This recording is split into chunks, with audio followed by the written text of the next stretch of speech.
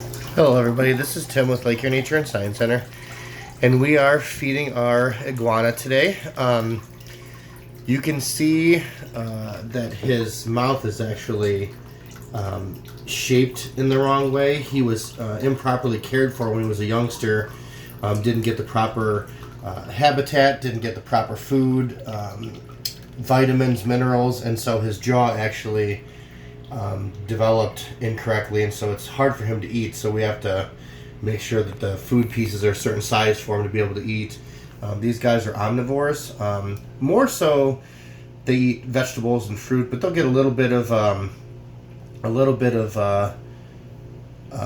like berries and like greens and fruit and stuff. So they don't really eat. So they're more herbivorous and frugivorous than omnivorous, actually. But they'll eat mostly fruits and veggies and dark leafy greens and some things like that. So before I started the video, he was going to town and eating, and then now he's like deciding to fall asleep through the video. So, but you can see all the calcium and minerals added to the top of the food there for him.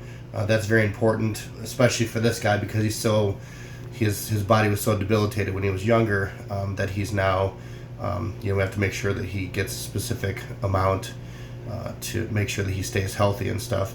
Iguanas are not native, obviously, to Ohio.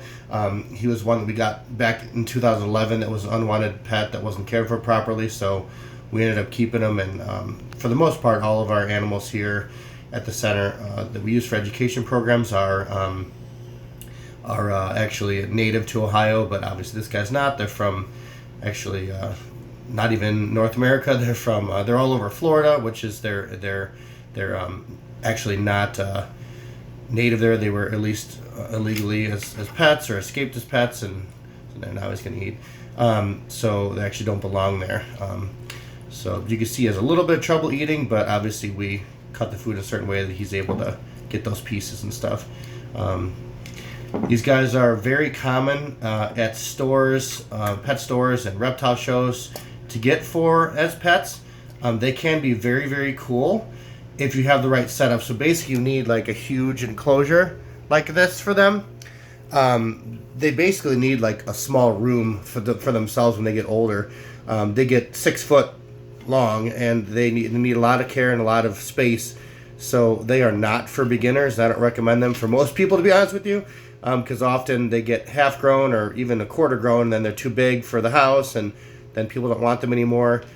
So, unfortunately, they're not a good pet for beginners. Leopard geckos are great. Bearded dragons are even great too. But iguanas, I do not recommend. As you can see, why this guy's in the shape he's in, because he wasn't cared for properly. So, but he's gonna finish eating his breakfast today, and I just wanted to check in with everyone and make sure everyone's staying safe and healthy out there. And we'll talk to you soon.